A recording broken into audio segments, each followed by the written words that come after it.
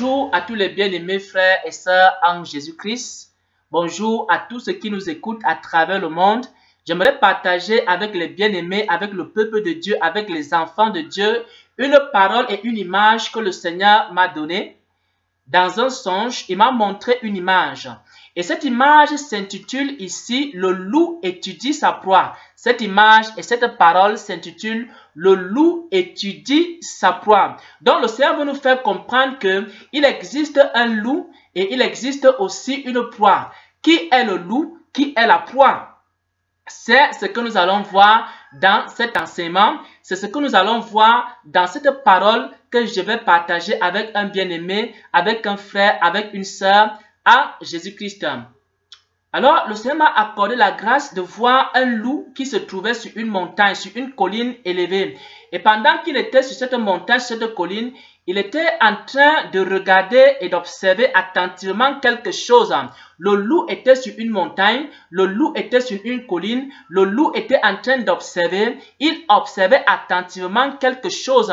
Et ce que le loup observait attentivement, c'était une proie. Ce que le loup observait attentivement, c'était un animal. Le loup était en train de regarder le comportement de cet animal, le comportement de cette proie, dans le but de bondir par la suite sur cet animal, dans le but d'attaquer cet animal, dans le but de détruire cet animal et dans le but de faire de cet animal sa nourriture. Maintenant, pendant que je voyais cette image du loup qui était sur une montagne en train d'observer attentivement la proie, pendant que j'étais en train de voir cette image, j'étais aussi en train d'entendre la voix du Seigneur et la voix du Seigneur était en train de dire exactement ceci: le loup étudie sa proie. La voix du Seigneur était en train de dire exactement ceci: le loup étudie sa proie. Bien-aimé, il existe un loup et il existe une proie. Bien-aimé, qui est le loup? Qui est la proie? Nous allons voir cela dans les Écritures. Le premier loup qu'on va voir ici dans les Écritures, c'est Satan lui-même. Pourquoi? Parce que Satan étudie les chrétiens et les chrétiens sont sa proie. Satan étudie attentivement les serviteurs de Dieu. Satan étudie attentivement les enfants de Dieu. Et ces enfants de Dieu sont sa proie. Lorsqu'il a fini d'étudier un serviteur, lorsqu'il a fini d'étudier un enfant de Dieu, alors il peut s'attaquer à ce serviteur, alors il peut s'attaquer à cet enfant de Dieu. Mais avant d'expliquer comment Satan travaille, j'aimerais d'abord que nous puissions entrer dans les Écritures pour établir cette vérité. Nous allons prendre l'évangile de Jean, chapitre 10 au verset 12. Il est écrit ici: le mercenaire qui n'est pas le berger et à qui n'appartiennent pas les brebis, voit venir le loup, abandonne les brebis et prend la fuite. Le loup les ravit et le loup les disperse. Le loup les ravit et le loup les disperse. Donc, le premier loup dont les Écritures nous parlent ici, c'est Satan lui-même. Dans le livre ou l'évangile de Jean 10, à partir du verset 12, le Seigneur est en train de nous parler du grand loup qui est Satan lui-même. Et comment Satan étudie les églises, comment Satan étudie le troupeau de Dieu, comment Satan étudie les enfants de Dieu, comment Satan étudie les serviteurs de Dieu. Si par exemple Satan se rend compte que tu es un chrétien il a étudié un chrétien et il se rend compte que le chrétien est orgueilleux ou alors que le serviteur de Dieu est orgueilleux, ce qu'il va faire, frères et sœurs en Jésus-Christ, ce qui va pousser des personnes à faire des éloges à ce chrétien, à faire des éloges à ce serviteur de Dieu pour que l'orgueil monte dans son cœur. Et lorsque l'orgueil va monter dans le cœur de ce serviteur de Dieu, alors ce serviteur de Dieu ne sera plus en communion avec Dieu. Et c'est comme ça que le loup va s'introduire dans la vie de ce serviteur de Dieu. Également, qu'est-ce que Satan fait encore? Lorsque Satan finit d'étudier un chrétien ou une chrétienne, un serviteur de Dieu, alors il se rend compte que le serviteur de Dieu en question ou le chrétien en question est colérique. Ce qui va faire, ce qui va pousser des gens à mettre ce chrétien en colère. Et lorsque ce chrétien, il va pousser des gens à provoquer ce chrétien, il va pousser des gens à blesser ce chrétien. Et lorsque ce chrétien sera blessé, et lorsque ce chrétien se mettra en colère, ce chrétien ne sera plus en communion avec Dieu. Et alors, le loup va s'introduire dans sa vie. Satan étudie également toutes les faiblesses chrétiens, lorsqu'ils se rendent compte, par exemple, qu'un serviteur de Dieu est impudique, ou alors qu'un serviteur de Dieu était impudique, il va mettre sur son chemin un piège. Ce piège, c'est quoi? Il va préparer des jolies femmes pour aller séduire ce serviteur de Dieu, pour le faire tomber, afin que ce serviteur de Dieu-là abandonne son héritage, abandonne la foi, il rétrograde. Bien-aimés frères et sœurs en Jésus-Christ, nous entendons dans le corps de Christ à l'heure actuelle qu'il y a beaucoup de scandales dans beaucoup d'églises, dans le corps de Christ.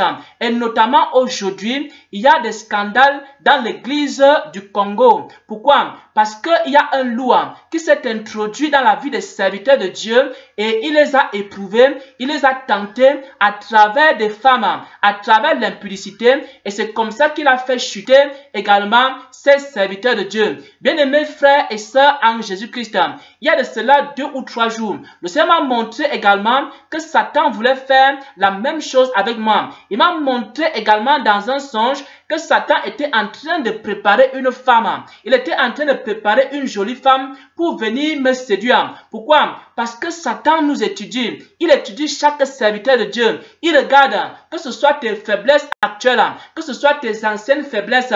Il regarde, il observe. Et sur la base de ça, il vient maintenant et il te tente pour que tu puisses tomber dans cela. Bien-aimés frères et sœurs en Jésus-Christ, priez beaucoup pour les enfants de Dieu. Priez beaucoup pour les serviteurs de Dieu, afin qu'ils ne tombent pas dans les pièges du loup, afin qu'ils ne soient pas dévorés par le loup. Pourquoi? Parce que Satan nous étudie dans tous les domaines, et tous les chrétiens, toutes les chrétiennes, Satan les étudie, Satan les observe attentivement pour les faire tomber, pour les faire chuter, et nous devons prier pour que le Seigneur nous préserve du malin et qu'il nous délivre des tentations et des pièges du loup. Ça, c'est le premier loup que nous avons vu. Nous allons maintenant voir le deuxième type de loup qui existe dans les Écritures. Et nous allons prendre ça dans le livre des Actes des Apôtres. Nous allons voir le deuxième type de loup qui existe dans les Écritures. Nous avons vu que le premier type de loup qui existe dans les Écritures, c'est Satan lui-même. Maintenant, nous allons voir un autre type de loup. Nous allons voir ça dans Actes des Apôtres 20 à partir du verset 29. Je sais, c'est l'apôtre Paul qui est en train de s'agresser ici à une église. Il est en train de dire à cette église-là, je sais qu'il s'introduira parmi vous après mon départ des loups cruels qui n'épargneront point le troupeau. Il s'introduira parmi vous après mon départ des loups cruels qui n'épargneront pas le troupeau. Donc, ici, les Écritures nous parlent de la deuxième catégorie de loups. La deuxième catégorie de loups ici, ce sont des serviteurs de Dieu qui se sont transformés en loups. C'est un type de serviteurs de Dieu se sont transformés en loups. Et aussi, comme nous avons vu dans l'image, comme Satan, ils étudient aussi les chrétiens.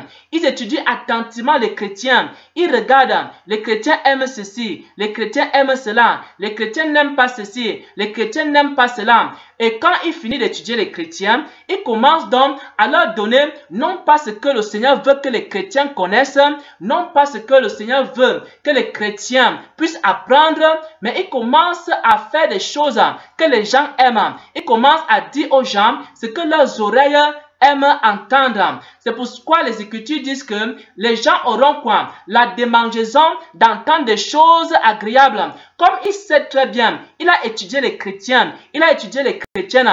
Il sait que non, les chrétiens n'aiment pas telle doctrine, les chrétiens n'aiment pas telle chose. Mais il sait bien que la chose en question, s'il enseigne ça, ça peut sauver des âmes. Mais il n'enseigne pas la chose. Pourquoi? Parce que s'il enseigne la chose, beaucoup de gens vont quitter dans son église. Beaucoup de gens vont quitter dans son assemblée. Il commence donc à étudier les chrétiens. Et il ne leur enseigne pas la vérité. Il leur enseigne quoi? Ce que les chrétiens aiment entendre. Bien aimé, il y a une catégorie de serviteurs de Dieu qui ne se soucient pas du salut des âmes des chrétiens. Ils ne se soucient pas. Est-ce que les chrétiens vont aller au ciel?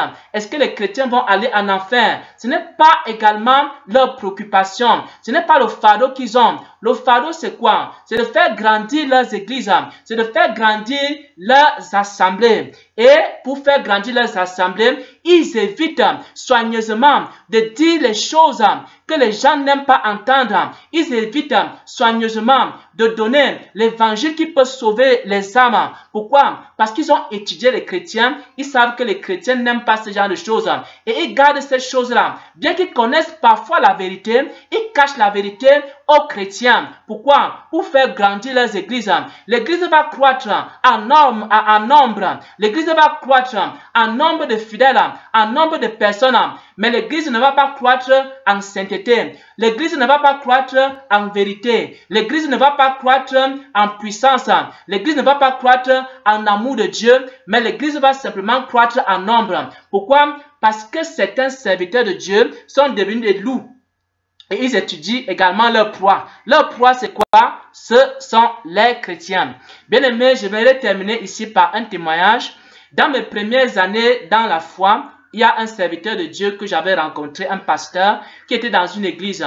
Il y a certaines choses également qu'il m'avait dit qu'il ne peut pas empêcher également aux chrétiens, il ne peut pas enseigner ça dans l'église. Il m'avait fait comprendre qu'il ne pouvait pas dire à certains chrétiens d'abandonner un certain nombre de choses. Pourquoi? Parce que les chrétiens aiment ça. Parce que les chrétiens aiment ça. Parce que les chrétiens aiment ça. Donc, bien aimé, ce type de serviteur de Dieu, le but c'est quoi? C'est de faire grandir l'église, c'est de faire croître l'église, non pas en sainteté, mais il donne aux gens ce qu'ils aiment, ce que les gens n'aiment pas. Il ne leur dit pas d'abandonner ces choses-là, mais il continue à leur dire uniquement ce que les gens aiment entendre, ce que les gens aiment faire. Et il n'est pas là pour régresser les chrétiens. Il n'est pas là pour sanctifier les chrétiens. Il n'est pas là pour purifier les chrétiens. Il n'est pas là pour donner aux chrétiens la nourriture qui leur donne la vie éternelle. Mais il est là pour cajoler les chrétiens. Il est là simplement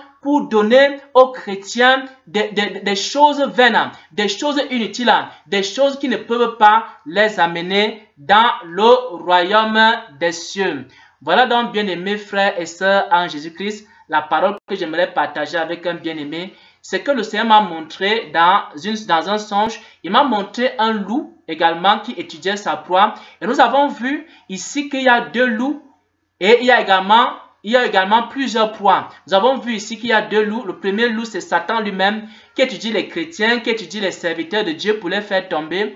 Mais nous avons vu également qu'il existe un autre type de loup. Ce sont certains serviteurs de Dieu qui n'enseignent pas la vérité. Pourquoi? Parce qu'ils disent aux chrétiens ce qu'ils aiment entendre. Et le but, c'est faire quoi? C'est de faire croître les églises, mais pas en sainteté, pas en vérité, pas en justice, pas en grâce, pas en pureté, mais faire croître simplement l'église en nombre. Bien qu'ils connaissent la vérité, ils n'enseignent pas la vérité, de peur également que les gens quittent leurs assemblées et quittent leurs églises.